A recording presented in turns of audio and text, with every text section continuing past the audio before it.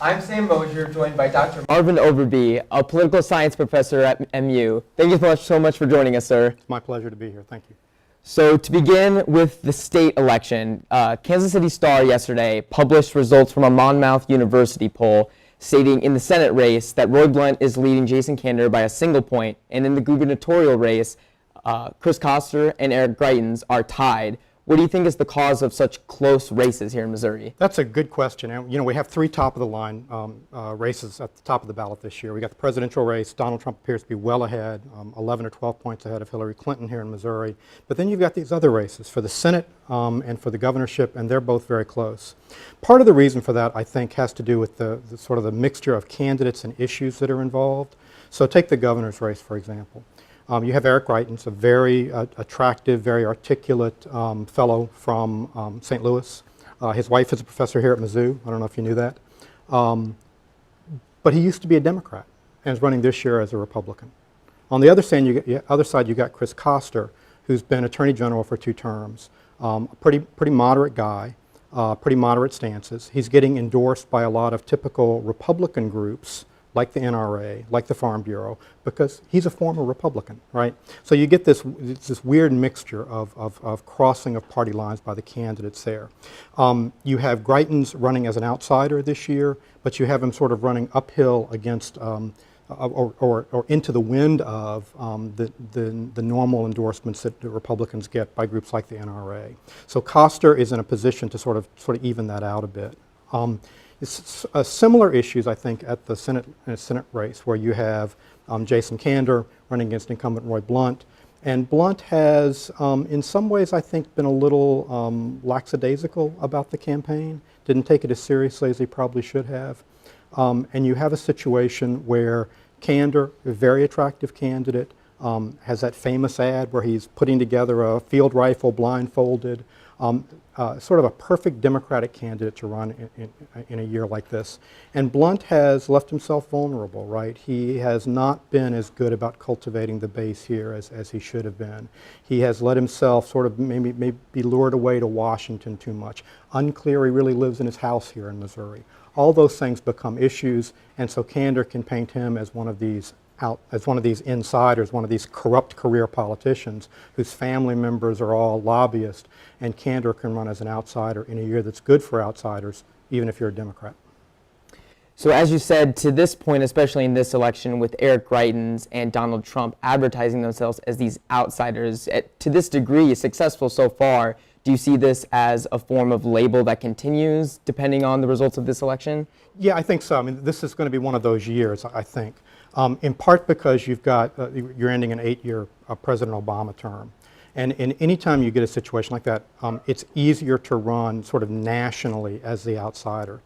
People are looking for a change after 8 years of an administration. Donald Trump's taken advantage of that, and I think these other candidates are trying to do the same thing. It's worth noting that since World War II, we've only had one time where the same party has won the presidency 3 times in a row. Right, so the stage is set this year for outsider candidates, like a Donald Trump at the presidential level, like an Eric Greitens at the gubernatorial level. So, as you said earlier about Donald Trump leading by, based on the poll, 9 to 10 points in Missouri, while at the state level, these elections are really close. What do you think is the cause of that disparity? Is it the outsider advertising? Yeah, I mean, if I could really explain that to you better, I think I would give myself a real pat on the back, because Missouri politics can be so hard to understand sometimes.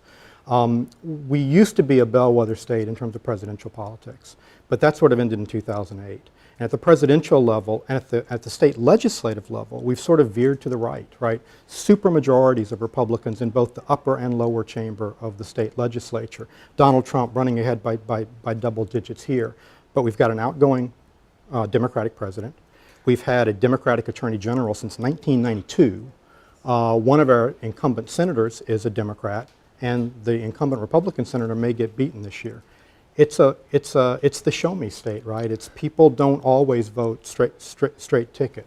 They are willing to vote, I think, especially for Democrats who can position themselves like a Jason Kander, like a Chris Koster, as someone who is moderate or even leaning a bit to the right on some of these issues that especially rural Missourians care about.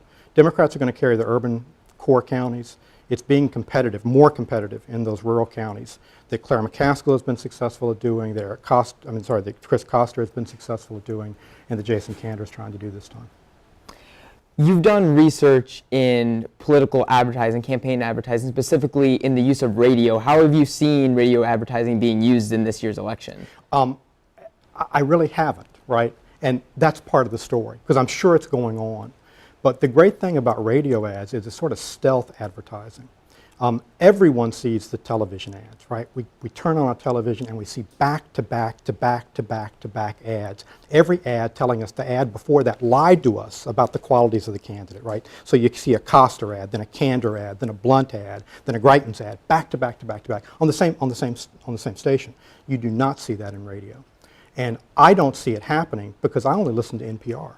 And that's like most Americans. Most Americans have only one or two radio stations they listen to.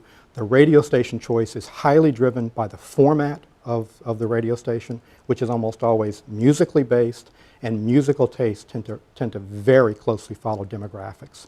So what that means is that candidates like Hillary Clinton, she can advertise to a black constituency on black urban radio stations, and people here in Columbia, we never hear it, right? People like a Donald Trump can advertise on country music stations, appealing to a largely white rural audience. I'm never going to hear that. That means a lot of things, right? One thing it means is they can make claims on radio that are more colorful and more provocative, right? Because they don't have to risk a blowback. If you say something provocative on radio, on television, you say that on television, a lot of people are going to hear it. A lot of people are going to be offended by it. You say it on radio, only your supporters hear it, and it really tends to rally the base in that way. I'm sure it's going on, but it's a hard thing to capture. On the topic of state-level advertising and campaign spending, NPR recently published an article stating that Missouri is the state with the highest amount of spending in the gubernatorial race, even more than Indiana and North Carolina combined at $50 million. And also, on the topic of that, in this year's ballot, voters can decide on an amendment choosing to cap individual campaign contributions at $2,600. Right. Will this have, if this should pass, do you think this will have an effect on future Missouri state elections? Quite possibly. If I saw the number correctly, Chris Koster has raised $22 million this year to run for governor of Missouri. That's a lot of money. And one reason he can do it is because everywhere in the United States, state and local elections are controlled by state and local laws. That's really state law. And Missouri is the only state in the union that has no limitation on contributions that can be made to candidates for office. The only state in the union. That's been the case since 2008 when a Republican legislature and a Republican governor signed that law into place. This amendment to the Constitution, let me check the number, Amendment 2, one of 5 amendments that's on the ballot this year statewide, would put that limit in place, $2,600. It would bring us much more into line with where other states are. And there are other things about the law, about the proposed Amendment 2, which is likely to pass, right? It's probably got 70% support in the polling I've seen, is that it requires more transparency in where the money's coming from. So you would no longer be allowed to make anonymous donations above $25. So yeah, it's likely to change the playing field in Missouri quite a bit. What should students think, what should their thoughts be on Amendment 2 going into the election? I'm reluctant to say that it's a really good idea. Money finds a way into politics, but it certainly puts us much more in line with where other states and where the Federal Election Commission is. The Federal Election Campaign Act of 1974 also put in place limitations on what donors could give to candidates for federal office.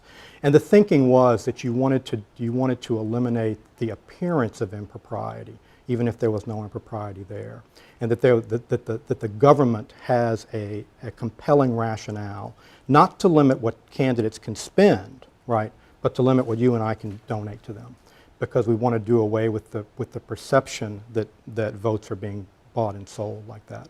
So it's probably not a bad idea. Is it going to sort of be the magic bullet that fixes all problem in politics? I think we'd be naive to believe that too. What are your thoughts on the tobacco amendments that are also on the ballot? Yeah. Two of them, right? Proposition A, and let me get the amendment right, Amendment 3. Proposition A is statutory. It would raise the tax on tobacco. And I should mention that Missouri has the lowest tobacco tax in the nation, 17 cents per packet now. That is only 1/10 of the mean national average, which is $1.65. Even North Carolina has a 45, where a lot of tobacco is produced, has a 45-cent tax. Proposition A would increase Missouri's tax from 17 cents per pack to 40 cents per pack, and it would give that money to transportation infrastructure. Amendment 3 would raise it by 60 cents, 17 cents to 77 cents, and it would go to pay for early childhood education and health care. If they both pass, we don't know what's going to happen, because we've never been in a situation like this where you have an amendment and a statutory provision that would both be put into place at the same time. It would almost certainly go to the courts. Do you think this is good for the state, or do you think this conflictual This is really interesting. To begin with, the amendment itself is long, right? It's 7 pages. It's almost 3,000 words long, which is 2/3 as long as the original U.S. Constitution. There's a lot in here. I think this whole idea of having citizens try to read and digest and vote on something like this is stupid, right? This is not what citizens, almost no one's going to read through this. And if they read through it, it's done in legislative language. It's very hard to understand. So my response as a political scientist is, this is not the way we should be making public laws. This should be something the legislature takes care of.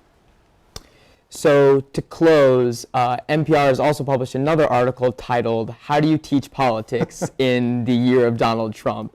Stating how the unpredictable nature of this year's election has caused political science professors to change the way they teach politics. Is this true of you or any of your colleagues? Probably. The one thing it's done for me is it's made me much more humble about making predictions, because everything I've predicted this year has been wrong. We think we have a pretty good handle on the way American politics works, and I think most of the time we do, but this has been one of those years when everything that I have thought would happen has proven to be incorrect. So I think some rethinking has been in order, some reappraisal of what we know and we don't know, and maybe some rethinking about how the system operates. Is it fundamentally going to change the way we teach the subjects? Probably not. We're stuck in our ways. We're path dependent about these things. But I think at very least it makes us a little more humble in our predictions. We're better at post-dicting things afterwards than predicting things beforehand. And this is a good reminder of that. Do you think this unpredictable nature of elections will continue? We shall see. We shall see. Since everything I've predicted so far this year has been wrong, I'm not going to make a prediction about that, because I'm likely to be wrong about it, whichever way it goes. Well, on that note, we'll close there. Thank you so much, You're Dr. certainly welcome. Overby. Thank you. After the break, we'll go back to Jacob and Daniel to find out who's filling the spot that's been empty for almost a year. We'll also take a look at a measure designed to prevent voter fraud. Stay tuned. If you like the video you just watched and you want to see more like it, go to mutv.missouri.edu for full-length shows and similar content.